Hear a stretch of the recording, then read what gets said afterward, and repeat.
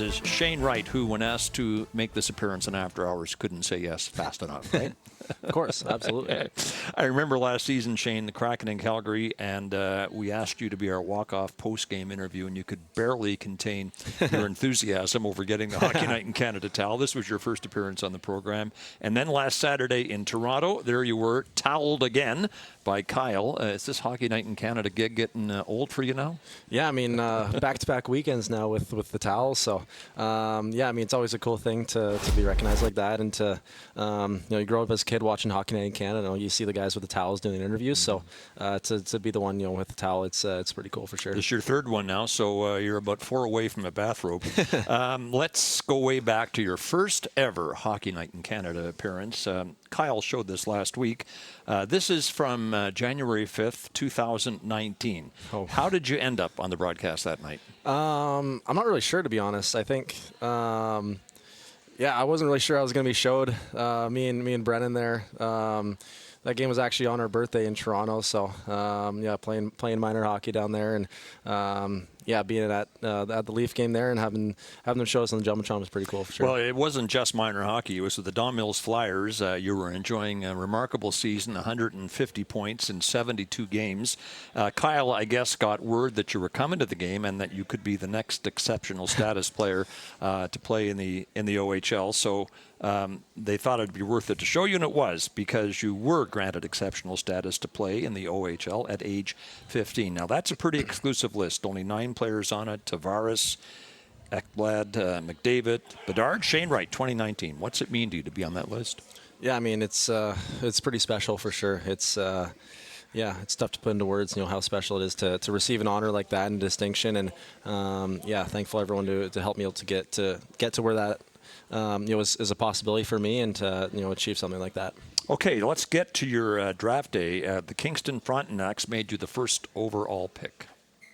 The Kingston Frontenacs are very pleased to select for the Don Mills Flyers, Shane Wright. Connor McDavid, John Tavares, Aaron Ekblad, Steven Stamkos, and Shane Wright. Yeah, that's pretty cool. Thank you guys for always believing in me. Thank you for giving me this opportunity, and I'm looking forward to it. I'm just so excited to start. Thank you. So the great Doug Gilmour, then the Kingston GM, made the announcement. What do you think when you see that video now? Look like a child in that. No beard. Well, you were 15. Sure. Yeah, no, I know. Yeah, no, it's cool to look back on stuff like that. I think sometimes don't look back on incredible moments, special moments like that enough, and be able to see that clip and see the video is really special, and obviously a really great day that day for myself and my family. So you go into the OHL as a 15-year-old.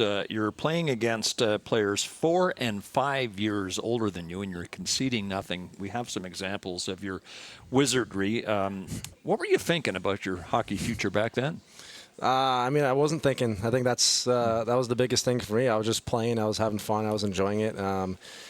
Yeah, that was it. I think just playing my game, just having fun, enjoying it. Playing the game because I love it. That's what I was really going through in that year especially, and yeah, it's that was a fun year for sure. 39 goals your first year, and there weren't many that seemed to bounce in off your pads. They all seemed, or most of them seemed to be the result of creative plays.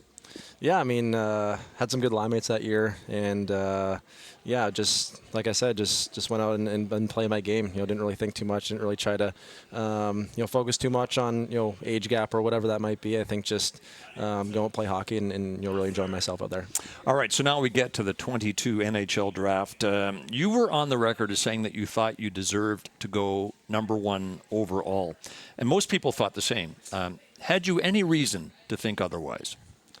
Yeah, I mean, looking back, probably something I wish I could take back saying that. I think, yeah, I mean, obviously, you want to be, confident in yourself. You want to be, believe in yourself and believe that you're the best. I think, looking back at it now, maybe something I I should have kept to myself. Should have maybe not aired out publicly, but I think I think it's important to have that belief in yourself and the confidence in your abilities and the belief that you are and you can be the best. But. Well, nothing wrong with the confidence. So Montreal took Yuri Slafkovsky first.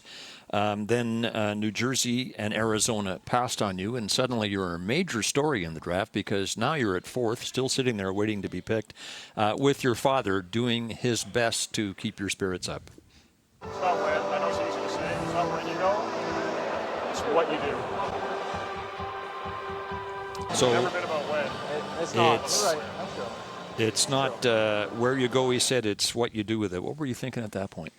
Yeah, I mean it's it's a really special message from him. I think it kind of puts it all in perspective and really kind of grounded me in that moment. I think like he did throughout my entire minor hockey career and junior career in the OHL and still now to this day. Just kind of instilling that message in me and I mean just making the most of every situation and really embracing every opportunity and I mean it's like you said it's not when, it's where, and it's about situation, and at the end of the day it's still it's still the NHL. It's still really, really special, and still a really, really special day for me. And then great relief with some foreshadowing by Sam Cosentino. But I have to think, if you're sitting there and Shane Wright hasn't gone yet, you'd be hard-pressed to pass him by in this spot. From the Kingston Fronts next, Shane Wright.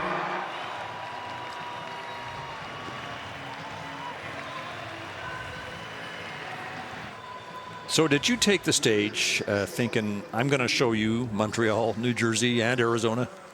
Yeah, I mean, I think there's always a little bit of fire under yourself when teams pass up or think maybe there's someone else better. But I think I think it's all about going and improving yourself. It's one thing to be drafted; it's another thing to make an NHL and be a top player and be a consistent player. And I think just going out and improving yourself and showing that you belong and you deserve to be picked where you did and you deserve to be in the situation that you can be in. I know you've talked about this before, but as you know, Shane, nothing's official until it's addressed on this program. There were a few seconds when you appeared on stage where it looked like you were glaring, and a lot of people were eager to say that you were giving Montreal the stink eye for not taking you first overall. So clarify for us.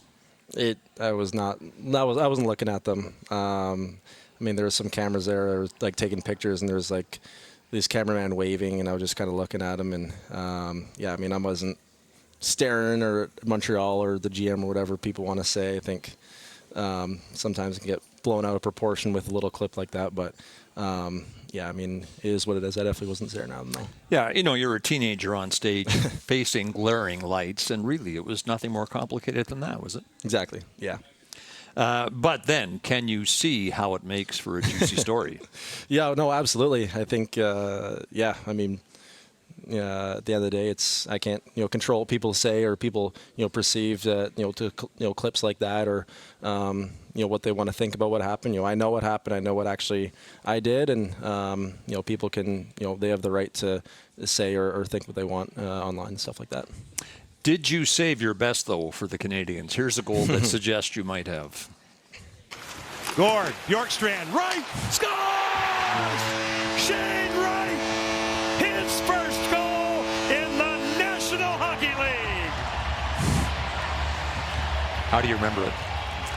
Yeah, I remember it clear as day.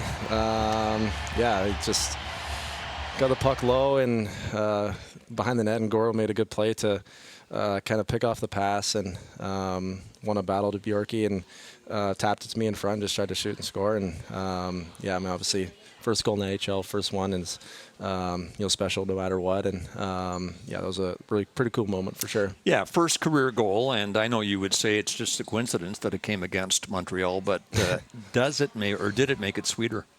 Yeah, of course. I think, like I said before, anytime team passes you up or think maybe someone else is better, or think maybe you're not the right fit, I think you want to go out and prove them wrong. You want to go out and prove that maybe they made the wrong decision or that you're the better option. But I think at the end of the day, it's scoring your first goal in the AHL, no matter who it's against, is always a cool one for sure.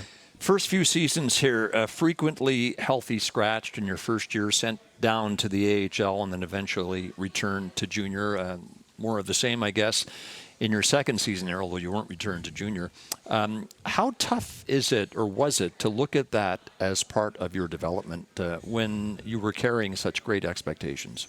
Yeah, I mean, at the end of the day, just tried to make the most of whatever situation I was in. At the end of the day, your work ethic and your habits and how you perform is going to dictate where you are. And at that time, I wasn't performing well enough. I wasn't my game wasn't up to the standard it needed to be at the NHL level. And the management made the right decision to help my development out and have the year back in junior and then in the AHL 2 years ago. And that was great for me. That was great for developing my game and what it takes to be a high level player at this level. And you're really thankful and grateful for that year for sure. And we should point out you didn't play at all in the 2021 season because of COVID, except for the under-18 World Junior Championships where you starred for Canada and led them to a gold medal. All right, let's go off the ice. The Kraken arrive at Scotiabank Arena in Toronto last Saturday, adorned in Mariners jerseys in support of Seattle against the Jays in the ALCS. You're an Ontario boy, and it was duly noted by the Jays, who invited you to throw out the first pitch at a game next season. The invite stands, but did they get the rest of it wrong? Yeah, I mean, I don't know what to say. I didn't wear the jersey in. There's guys everyone on the team can vouch for that. It was, I think, me, Karts, and Wentz are the only guys who didn't wear the Mariners jersey. But I mean. So you made a conscious decision not to? Yes. Because you're an Ontario boy. I did. Yeah. I did. I chose not to wear it. Yeah.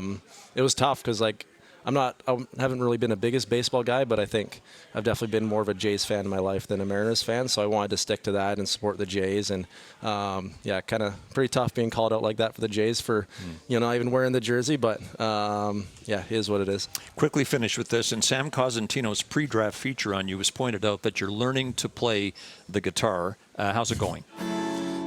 Oh, jeez. Look at this clip. I've gotten a little better since then. And all right, well, look, let's find out how you're doing. We have a guitar here tonight. We'd like you to play us to break. Oh, no. No, we don't. We don't. That's I'll a pass. joke.